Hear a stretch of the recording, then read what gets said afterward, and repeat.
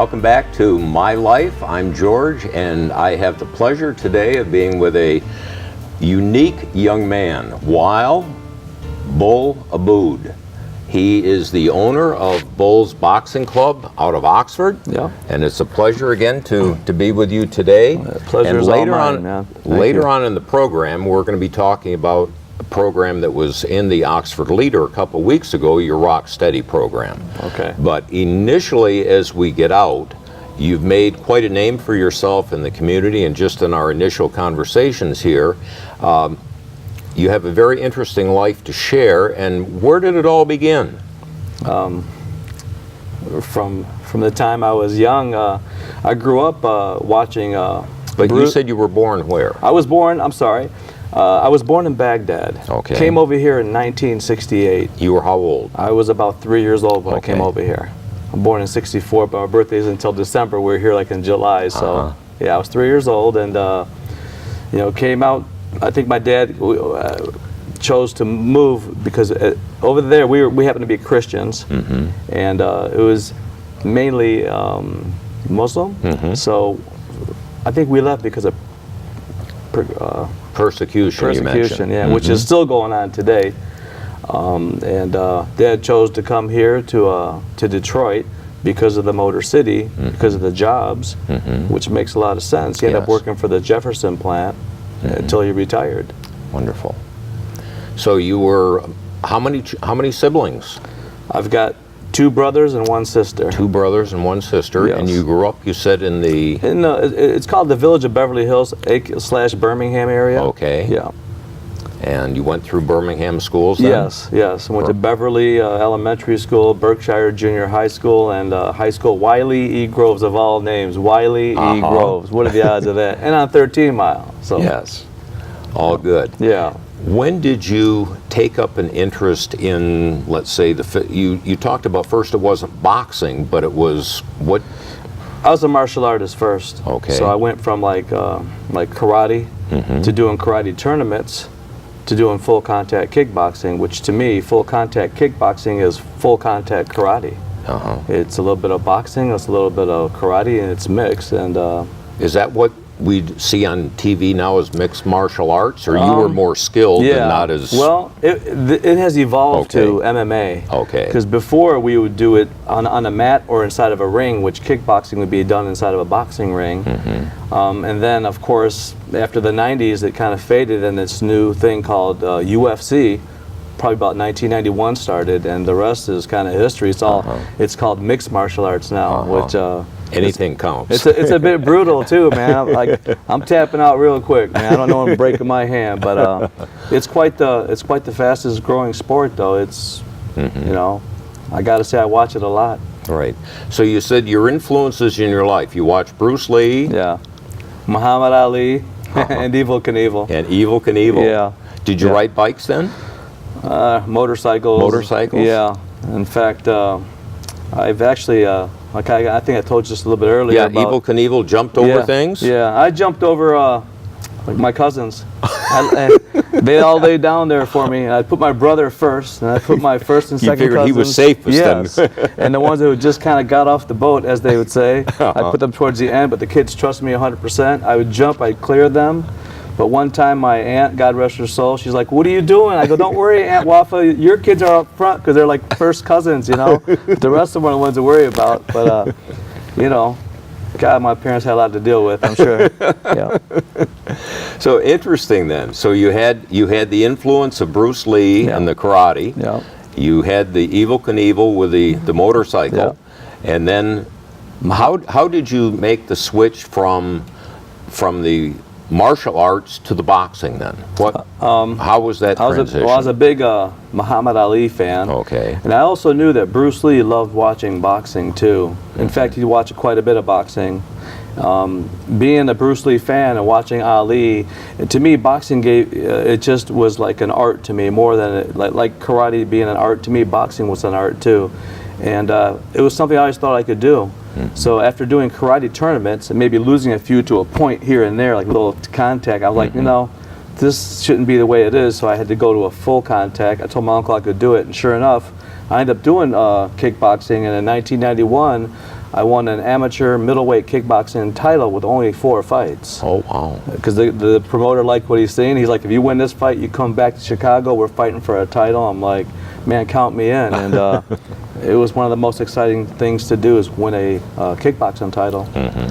And then I transitioned to boxing at the age of 27, which is kind of old, but it was part of my dream, and I was chasing this dream, but maybe God had other plans for me though, but it's been part of my DNA. Right. Yeah. So you started out at 20, you said 26, 27, started boxing, and then you training, and then the fighting took place let's say within 2 or 3 years? I turned pro back on March 3rd of 1992. Okay. I turned pro. And I fought like 18 days later, too, to give you an idea, March 21st in Kalamazoo. My plans were to fight every week, month, whatever, as long as if I wasn't hurt, I was planning on fighting. But once again, my plans and God's plans are 2 different plans, you know, and I end up, you know, kind of chasing the dream, and that kind of sometimes, you know, you hit like a roadblock, but it's something I would never, if I could do it again, I'd do it all over again too. So your career spanned how many years? I'd say about 10 to 15 years. Oh, wow. Yeah, on and off, you know, it wasn't like okay. consistent, because it's quite tough to, you know, just to be at that level of professional fighting. And I turned pro, which most fighters do after they've had amateur fights, win Golden Gloves, win national tournaments. I had absolutely 0 amateur fights. Wow. Not counting bar fights, which I'm not proud of, but I never did start them, but I kind of ended a few, and I was like, you know what, when I met Jackie Callan, she was training James Lights Out Tony, the IBF world champion. When I went to go meet her, and she asked me if I wanted to box with James Toney. She goes, do you know who that is? I'm like, I got no idea. But he's like 28 with about 26 knockouts, and you're here. I go, I'm here. I drove out this. I'm here to spar. You know, I had a championship belt, so I was kind of proud. I'm like, I'll spar him. And it wasn't a sparring match. It was more like a little fight, if you want to call it that. But well, I found out why he's a pro, why he is who he is, you know. And yeah, all that was experience leading to where, you know, God has led me. Yeah, and again, starting later, I think we talked earlier about a family that I know today, but knew back when Mike Grable was growing up in Clarkston with his mom and dad. And Mike was in the when he was started out just knee high to a grasshopper. He was fighting, so he went right through the ranks. He fought Oscar De La Hoya. Yes. Yeah. So yeah, I got to take my hat off to him there. Yeah, he was a very skilled boxer, and mom and dad really supported him, and his whole family, his brother Ken, and then Craig, and then Mike was the third one to carry it, and did a nice job. But again, starting later, I think it's remarkable for you to pick up and go with that. So. We're winding down this first segment, and then we will take a break, and we'll come back and continue on. Awesome. Thanks, Paul. Thank you.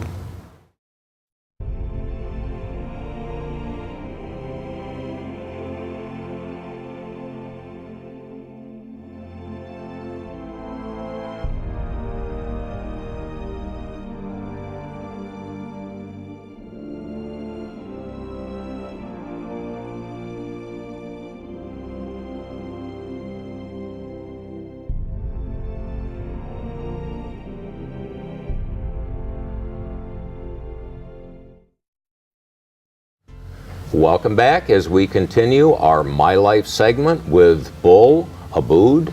And the first segment was truly interesting, and what we're going to continue on, I think, is going to be fun too. So we were talking about the transition into boxing. You mentioned mom and dad. They probably wondered what you were doing, because you said they really weren't they didn't know that much about it. No, they supported. If I brought back trophies, they were happy. But they wouldn't watch me fight live, so I'd have to bring back videotapes. And when I fought for my kickboxing title in Chicago, My dad said, if you don't win the belt, you stay in Chicago. So I called him up jokingly. He said, Bob, guess what? I think I'm going to have to stay here, you know. But obviously that wasn't the case. I told him bring the belt back. Man, did he love that belt. He had it in his office. He just was so proud of it. In fact, when he passed away in 2009, I almost buried the belt with him in the casket. Wow. But someone said he'd rather have me have it to keep that. I give to my grandkids and stuff like that. So I'm glad I didn't do that. But yeah, I thought about it though. Yeah. No, a nice tribute to Dad. Yeah. And family was so important for you. Oh my God, yeah. Yeah. Yeah. And as we look the transition in from the kickboxing, then went into the regular boxing. Yeah. And you said a number of fights over that period, and who were some of the significant people? You talked about meeting Jackie Callan. Yeah. Jackie Callan, who was with the Oakland Press, a writer, and then she also got into training. Yeah, she was Tommy Hearns' publicist. Yeah. And you know, then sparring with James Toney back when I used to train at the Kronk Gym in Detroit. Okay. Back with Emmanuel Stewart and them guys. Okay. And so you were with the best then. You know, it was a good team over there. I started there, ended up kind of because unless you were a national champion, Golden Glove champion, Olympian, was a guy like Emmanuel Stewart or Angelo Dundee going to take a look at you so much. So I had to do it the hard way. But like I said, I wouldn't recommend for people to do this. But I turned pro without any amateur fights, you know, and that's something I would not recommend, because if you do that, you're going to fight a professional fighter, and a professional boxer, they take their fighting serious, you know. That's all I could say. You take your punches. Oh my God, yeah. And I always tell the kids at my gym, don't block with your face, you know? It's a bad thing to do, you know, get out of the way. Duck out of the... Do whatever you gotta do. Yeah, just don't block with your face. It's not that good for you. But So who was Jackie Callan training at that time? James Lights Out Toney, Bronco McCart, and a few others I can't remember their names, they're just not ringing a bell, but she's had quite a few guys. And you ended up sparring with Toney? Yeah, we sparred, and in fact, I sparred James Toney 6-minute rounds, which is unheard of. Wow. Because normally they're 3. Yes. I'm like, anyway, it's what they wanted. Plus, they wanted me to be a southpaw. I was a conventional fighter, but I said, sure, I'm a southpaw. I'll be whatever you want me to be, you know, because I felt like, man, if I could hang with this guy right here, that I belong in this sport. And then watching him win his world title for the first time, it was so awesome, because now I'm not just sparring James Lights Out Toney, I'm sparring the IBF world champion James Toney, who defeated Michael second to none. Boy, did he beat him up, and I was jumping up and down as if I won the fight. Yeah, that was years ago, but like I say, other than that, you know, it's been a roller coaster ride, but I would, if I could do it over again, I'd do the same thing over again too. That's neat. And I never knew about my thalassemia that my wife found out that I had, which is a blood... you said your wife is a microbiologist. Yeah, works at St. Joe's Hospital in Pontiac, and I'm not sure why she did my blood test, but she did, and what she found out was like she thought it was a screen for like the other kids for like a test screen, but it was my screen, and it showed that I had thalassemia, and that's why I'd get so winded so quick, because of my red blood cells. The red blood cells aren't as... They're like, half of them are dead, if I can put it that way. So I was like running on... I tell you, I believe the Lord gave me my strength. I'm just being honest. That's how I feel I did what I did. And but you got tired quickly. Yes. And now you can move in and... Oh man, yeah. So you were a boxer, and then you started a business. Yeah. Did that start here in this area or another community? I've had other gyms before, like in 1991 out in Taylor, Michigan on Goddard and Pardee, and then in 2001 also E-Course and Telegraph, the Downriver area. And then, believe it or not, years later I met my wife through a thing called Christian Mingle. Okay. We met and got married kind of within like a couple of months. We just took this leap of faith. And I told her what I wanted to do, and she's like, well, we'll save up money someday to get yourself a gym, and come across this place called the Max Training Centers at the Legacy Center now, which is the old Sea Ray building. Yes. Walked in there and had a deal that I couldn't refuse. They're like, look, we'll give you this deal where we'll just split. Whatever you make, we'll split. I'm like, you can't go wrong. And my wife, because of her, we got a loan, and And I'll tell you what, we're here now at the Legacy Center. You've been It's here how many years then now? going on my 5th year. Going 5 on years. the 5th year. Yeah, it'll be my 6th summer coming up. Great. Yeah, and it's Your clients, how young do they start and how old do they start? well. Somebody me 72, you wouldn't Yeah. want to have me in there. No, you'd be surprised. Okay. Yeah, we're starting up a new class. It's going to be 50 plus. Like if Okay. you're over 50, if you're under 50, you can't be in the class. No. Uh-huh. But it's going to be like a more not a senior class, but more like we're talking about that word vintage. Okay. Getting better like wine. Yes, yes. But I've trained kids even 5, 6 years old. Okay. But some 5, 6 come in and they just run around the gym. Other ones got their hand wraps on there ready to go. So it all depends on the kid. But I have to say from 5 to 75. Okay. And we've got actually someone in our gym who's about, I think 81 or 82. Oh, wow. Yeah, I'm not 100%. Hope I'm saying this right. Don't get mad at me if I'm wrong. But it's because of this new program that we're doing too, which Okay. we'll probably Right. talk about later. Right, in the But last my, segment. my kids class on Saturday, it's a place to be on Saturday mornings from like 10 to 11. I've got youth boxing, and we do a thing called OVA, Oxford Virtual Academy, to homeschool kids, and now we just recently started doing Source. Source, it's another program like OVA. So that's, it's been kind of keeping us going right there. Bringing the kids in and Yes. getting them interested. And then the uniqueness of the Legacy Center that brings in so many people just kind of coming through, it's like it's an awesome place that you always have new faces coming through to see, from a boxing gym to a cafe to go-karts. It's I'm in a pretty cool place there. Probably got the best location there thanks to Christian Mills, who's made it possible to have this spot that is just it's awesome. It's the best spot in the house there, I believe.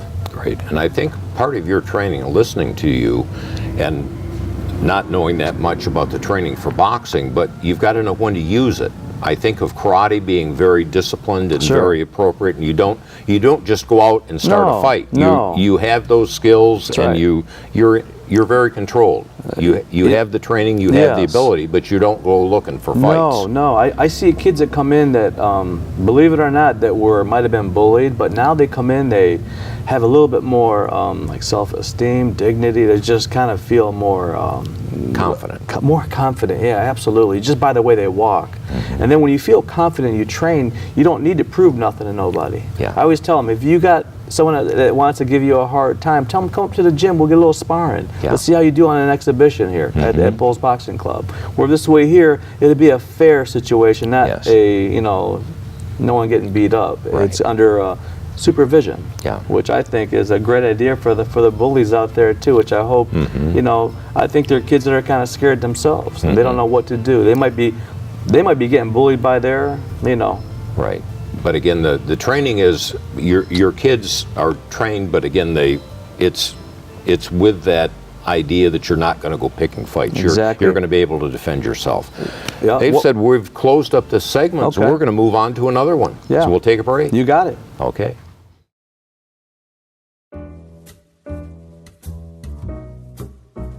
We here at OCTV cover the local events and government meetings of Oxford, Addison, and Leonard. We also produce and edit programs for you viewers out there.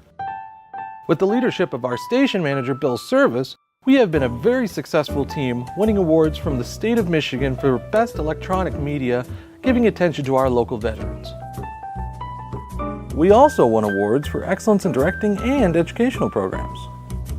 With the help of our great new equipment and our technical directors, we write, produce, and broadcast our local news for you. Without our production manager, Terry Stiles, our channel and station wouldn't be the well-oiled machine it is today. She coordinates the editing assignments and shoot schedule with our editors and camera people.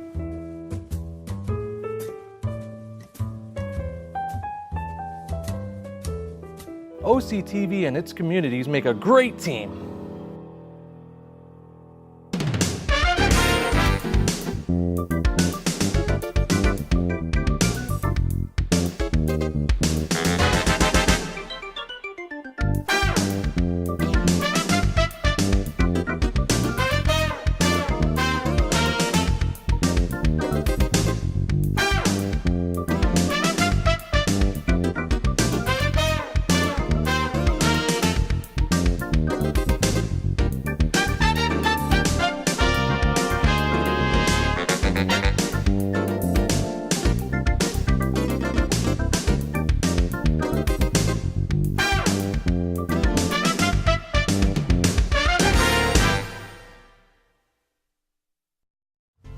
We're back for our final segment now, and the conversation we're having with Bull Abboud and his My Life.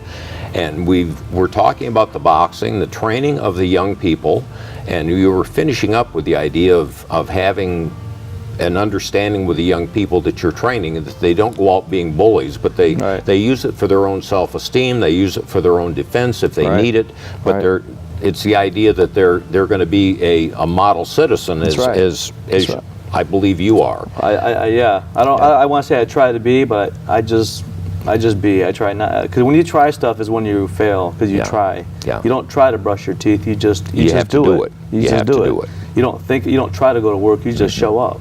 So that word "try" and "but" and "if" are the biggest words that we use quite a bit, but I try to use less of them, and you know, through example too. Yeah.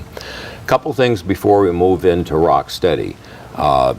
You talked about Sam Flores, and when I went to your website, you have a young man that I've watched in the papers over the past 30 years here in our area.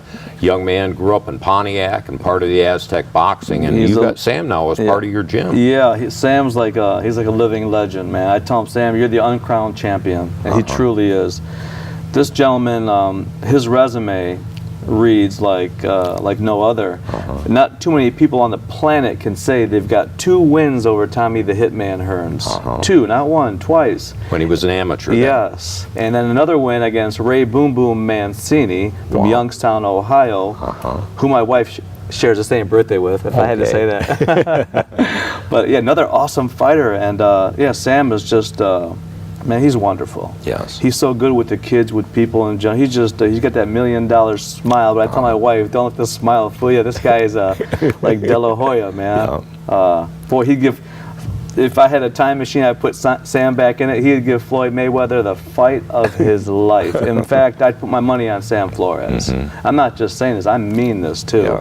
Yeah, he's awesome, man. That's great. We always talk about doing an exhibition, him and I, but he goes, Bull, we can't. We have too much love and respect for each other.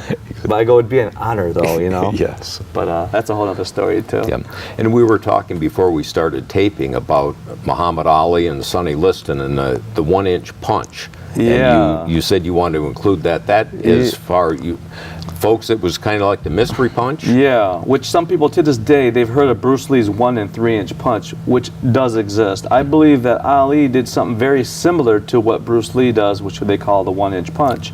It was a fight that he fought with Sonny Liston. They called it the Phantom Punch for some of you who would remember this, going back a few years, but it was truly a punch. And it's something I've worked on for the past 20, 30 some odd years of trying to perfect this 1-inch punch. Which and you did breaking boards, you said. Yeah, which I do. In fact, if you go onto my bullsboxingclub.com site, somewhere along there might be a video of me doing the 1-inch punch with a few boards too. In fact, I might be doing it tomorrow because I know Rodney has a breakathon. I want to support the breakathon and buy some boards and do a new one with, now that I have 2 brand new hips. I've had 2 brand new hips replaced too, by the way. I didn't mention that. Yeah. Wow. Yeah. You're bionic. I don't feel bionic some days, but yeah. Well, you're moving pretty well. I got titanium though. Yeah. Right. I'm feeling blessed. Good, good. Most importantly, I think, is the program that you've started now. At your gym, it was written up in the Oxford Leader a couple weeks ago. It's called Rocksteady. Yes. And we were talking before of how you had a gentleman come into your gym and ask you to get it started. And Jim Rice. Jim Rice. Man, he kept on me, and I kept on. I was kind of afraid to do something I didn't know anything about. I felt, how can my fighting skills of boxing help out someone with Parkinson's? I was afraid and turned him down and said to him, you need to go to this place in Troy called The Rink, which they do Rock City boxing there. Not till I watched HBO and seen a special and seen Christy Fulmer and this gentleman doing mitt work. I had no idea the gentleman had Parkinson's, but it was just amazing. I go, I could do this. So then my wife and I went down to Indianapolis to get certified. When I met the group there, this was being afraid to go. Then I get there, I didn't even want to leave. Wow. I just kind of felt like I found what my calling is. I got this down, mitts, and just that motivational part too, which the Rock City is the most significant thing that I do in my life. It is like, it's man, it's You nice to showed know. pictures, and they'll be putting pictures on with the program. You've got a nice. young man that, or an older gentleman that came in, you said could barely move. With Jerry. Jerry. Yeah, he's surprising us all, man, and God, everybody there has just, to me, made improvements that they may not see that I see, that they may not see the other guys do see. So it's just a, I gotta say, it feels very miraculous of some of the things that we see there. But there's so much love there, and the love and camaraderie is just the support. It's beautiful, man. So basically, with the boxing, you're getting you're focusing the actions. That high intensity workout. I feel like my wife would put it better. She could say it more. I wish she were here with me, but it's reawaken nerves. It's almost like reprogramming, rewiring, because a lot of it has to do with muscle memory. With boxing, it's jab, cross, hook. A lot of things that you don't normally do, you start to do. All of a sudden, you're waking up. Boy, I think there's some type of awakening going on from the impact. And we always tell them the hard impact is, that's why boxing has been the thing that has made this rock steady boxing so unique, is to use boxing because of how intense the workouts are. And these fighters are true fighters, I tell them, man. They're not just fighting. Well, they're fighting the disease and they're fighting back, man. Yeah. They're fighting back against Parkinson's. In fact, it's You mentioned Kurt Gibson's. yeah. You may have a chance to work with him. Yeah, hopefully, Kurt Gibson, he may stop by to visit us too. We end up talking to his son, and they haven't gotten back with us just yet. But there's a few lines out there, and we're hoping to get some of these people to come in to help support and just get this program to get it more noticed. You mentioned in the newspaper, it's truly a blessing for you, the inner relationship with the people, and watching them make the progress they do.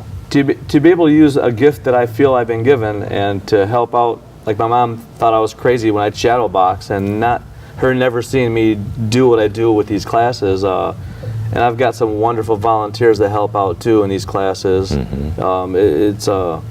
It's something else. Someone's like, you got your own little church here. It's not a church, but it feels like it some days. You'd have to come check it out sometime. There are some physical therapy people there with you then, or that assist you? Or? Yeah, there's, I don't want to say physical therapy, but it's just, I've had like, Julie just got certified recently. She just got her certification to coach there. I've got Debbie Uren. I've got Rebecca, I've got Steve. I don't forget someone's name, but I got some wonderful volunteers. We believe, like my wife puts it, we're doing God's work, kind of being the hands and feet of Christ, and they know it there too. Every now and then, if we hear someone's gotten hurt or something's gone down that's serious, we'll do the Lord's Prayer. We hold hands, we do it, and I hope I don't offend nobody, because if I do, like I say, I got a door there, I got windows there. This is just what we do here. I believe it's part of what really makes this program so, you know. So it's open then to folks that have family members that have the onset of the Parkinson's? Absolutely.